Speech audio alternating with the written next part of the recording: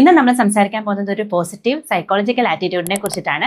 ഈ ഒരു കാര്യം അല്ലെങ്കിൽ ഈ ഒരു കൺസെപ്റ്റ് നമുക്ക് കുഞ്ഞുങ്ങളോട് പറഞ്ഞു കൊടുക്കാം, അല്ലെങ്കിൽ നമ്മുടെ ലൈഫിൽ തന്നെ ചെറിയ ചെറിയ മാറ്റങ്ങൾ ഉണ്ടാക്കാനായിട്ട് ഇത് വളരെയധികം ഹെൽപ്പ് ചെയ്യും. ഇത് നമ്മൾ ആപ്ലിക്കബിൾ ആക്കി കഴിഞ്ഞു കഴിഞ്ഞാൽ, അതായത് നമ്മുടെ ലൈഫിന് തന്നെ ഒരു അർത്ഥം ഉണ്ടാവാനും, അല്ലെങ്കിൽ നമ്മുടെ ലൈഫിൽ ചെറിയ ചെറിയ പുതിയ കാര്യങ്ങൾ നമുക്ക് ചെയ്യാനായിട്ടും നമ്മുടെയും കുഞ്ഞുങ്ങളുടെയും ഒക്കെ ഒരു എഫിഷ്യൻസി കൂട്ടാനും ഒക്കെ സഹായിക്കുന്ന ഒരു കാര്യമാണിത്.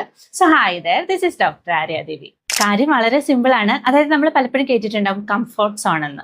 കംഫർട്ട് സോൺ എന്ന് പറഞ്ഞാൽ എന്താ? നമുക്ക് വളരെയധികം കംഫർട്ടബിൾ ആയിട്ട് ഫീൽ ചെയ്യുന്ന ഒരവസ്ഥയാണ് അല്ലേ. പുതിയ പുതിയ കാര്യങ്ങൾ അവിടെ നമ്മൾ ചെയ്യാനായിട്ട് തയ്യാറാവില്ല.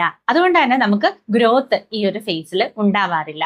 പലപ്പോഴും നമ്മളുടെ ഫ്രണ്ട്സ് ഒക്കെ നമ്മളോട് പറഞ്ഞിട്ടുണ്ടാവും, നമ്മുടെ ലൈഫിൽ ഒരു ഗ്രോത്ത് വരണമെന്നുണ്ടെങ്കിൽ അല്ലെങ്കിൽ ഒരു ചേഞ്ച് വരണമെന്നുണ്ടെങ്കിൽ നമ്മൾ അത്യാവശ്യം റിസ്ക്സ് ഒക്കെ എടുക്കണമെന്ന്. പക്ഷെ നമ്മളെ കൊണ്ട് എടുക്കാൻ പറ്റാത്ത റിസ്ക്സ് ആണ് നമ്മൾ എടുക്കുന്നതെങ്കിൽ നമ്മൾ എത്തിപ്പെടുന്ന ഒരു സോണാണ് പാനിക് സോൺ. അവിടെ നമുക്ക് സ്ട്രെസ് കൂടുതലായിരിക്കും, നമുക്ക് കാര്യങ്ങളൊന്നും ഒട്ടും മാനേജ് ചെയ്യാൻ പറ്റില്ല. അപ്പോൾ ഈ ഒരു സോണിൽ നമ്മൾ എത്തിപ്പെടാനും പാടില്ല. കംഫോർട്ട് സോണിന്റെയും പാനിക് സോണിന്റെയും ഇടയ്ക്ക് വരുന്ന ഒന്നാണ് ഗ്രോത്ത് സോൺ എന്ന് പറയുന്നത്. അതായത് നമുക്കറിയാം നമ്മുടെ കംഫോർട്ട് സോൺ എന്താണെന്നുള്ളത്. അതിൽ നിന്ന് പതുക്കെ പതുക്കെ പുറത്തു വരാനായിട്ട് ചെറിയ ചെറിയ സ്റ്റെപ്സ് എടുക്കുക എന്നുള്ളതാണ് നമ്മളിവിടെ ചെയ്യേണ്ടത്.